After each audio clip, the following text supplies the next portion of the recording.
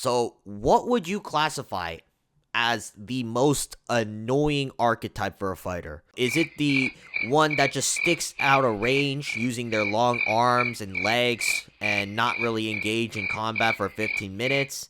Is it the one that just swings the overhand right but doesn't have any other skills outside of that? Or is it the one that you see just laying on top of their opponent, not really doing anything for nearly 15 minutes? Hi, my name is OJ, and today we're going to be talking about these merchant-based fighters in the UFC, because these particular fighters have been getting away with most of their mistakes purely because of this one attribute.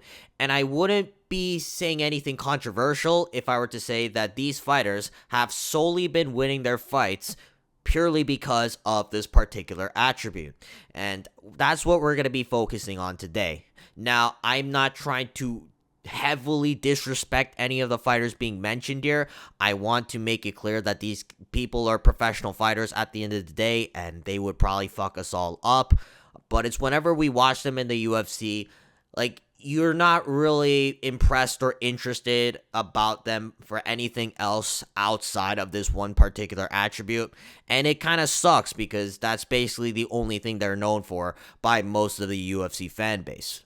So without wasting any more time, here are some fighters that I basically consider them as attribute merchants because they don't really have anything memorable outside of one particular thing. I want to make this abundantly clear. I do not think of Tai Tuivasa as the most powerful fighter on the roster.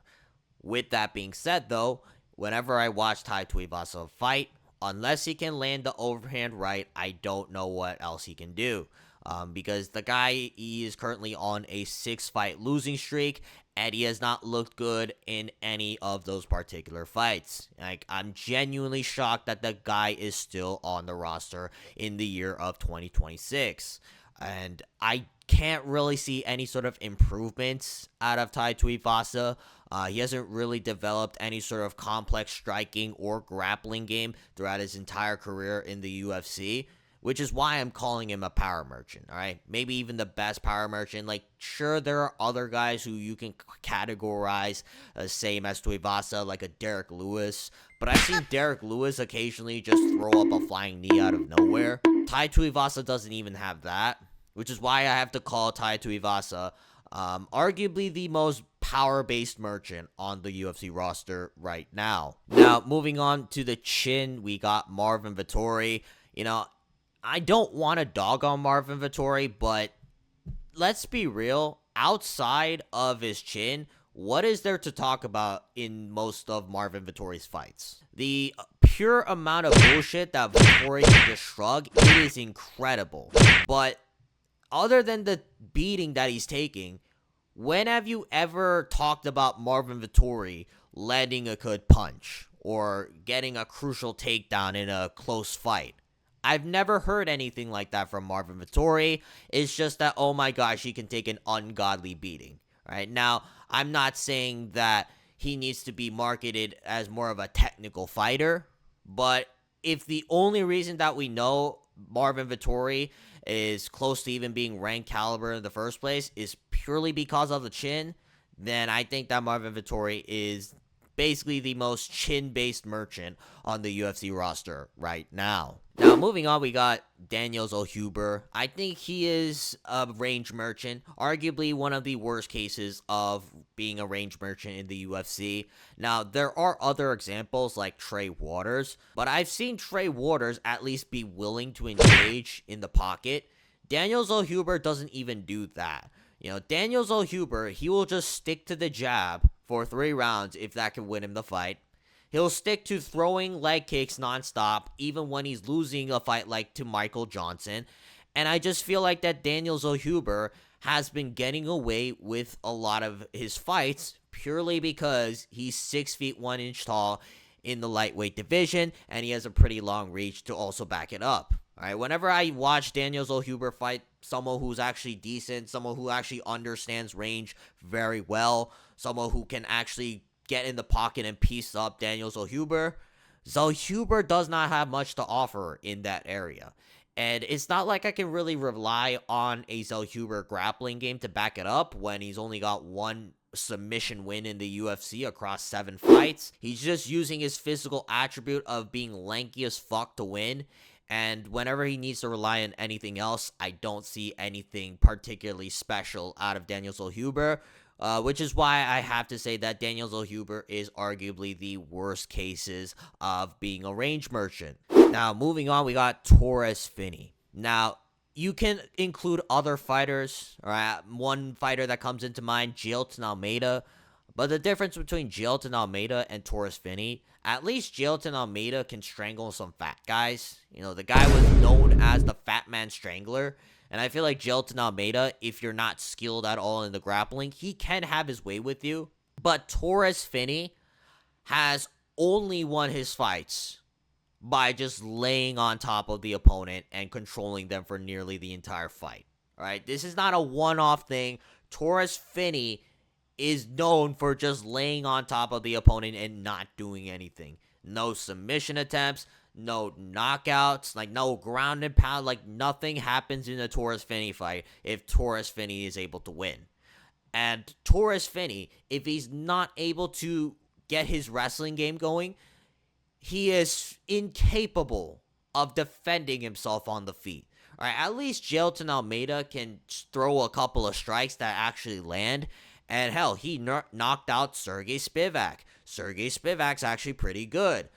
But Torres Finney can't even trade on the feet, can't even block punches. Like, there's nothing that Torres Finney does that's actually good in the striking. So I have to say that Torres Finney is the biggest case of being a lay-and-pray merchant, all right? Because if Torres Finney is unable to dictate the fight and is forced to strike on the feet or even get stuck on bottom position, I don't know what Torres Finney can do. All right, because he has just not shown us anything across his 2 fights in the UFC, and I think that's going to happen regardless of whether or not he wins or loses. Now, moving on to weight bullying, I got Rafael Estevan for that because across 4 fights in the UFC, he has missed weight 3 times. And he has won 2 of those fights that he missed weight in, and he won the fight by using that missed weight to his advantage, right? Because the way Rafael Esteban fights is that he smudges his opponents against the canvas for as long as he can. And that extra added weight helps because he's able to smudge people that are much weaker than him and maintain top control for at least 2 rounds, right? And that's basically how most of Rafael Esteban fights play out. Eventually gasses out in the 3rd because, again, he's not exactly the most disciplined. He has missed weight 3 times after all. And had the opponent fought someone who made weight, I don't think that Rafael Esteban would have stayed undefeated until he fought Ethan Ewing. And don't get me wrong, Ethan Ewing is a great fighter, right? He is. I'm not going to shame him for losing to Ethan Ewing necessarily, but that fight basically confirmed what I already knew, in that Rafael Esteban gets away with smudging people against the canvas that are much weaker than him and have actually made weight, unlike himself. Now, I want to make this abundantly clear. I'm not saying that every woman on the roster is marketed like this, but there are a couple of women's fighters that are solely marketed to the fans because they have fat cheeks. I understand that there are multiple examples to choose from, but I believe that Tabitha Ricci's career might be worst case scenario. Tabitha Ricci has won 4 fights in a row where the judges arguably should have scored the fight the other way, and most people thought that the other girl won the fight. If you want to say, oh, they just think that Tabitha Ricci might be a star, what is the reason that they might think that Tabitha Ricci might be a star, right? All I know is because of her fat cheeks. The UFC media literally put them out front and center for us at the weigh-ins, and that shit gets over 500,000 views. And it's gotten to a point where I expect this from Tabitha Ricci fights moving forward. I understood that Virna Jandiroba was objectively the better fighter, but the reason I picked Tabitha Ricci to beat Virna Jandiroba was because of her fat cheeks. Tell me a fighter where you can say that that confidently other than Tabitha Ricci. So, for that reason, I have to call Tabitha Ricci the worst case scenario when it comes to being a cheek merchant, because outside of her fat ass, I have never really remembered a time where I confidently picked Tabitha Ricci to win based off her skills. Alright, that's going to be it for this video. If you guys want to see more videos like this, please make sure to like and subscribe so we can monetize this channel. But leave any comments down below what you guys think about this list. Would you like to see a part 2, or would you like to see something else?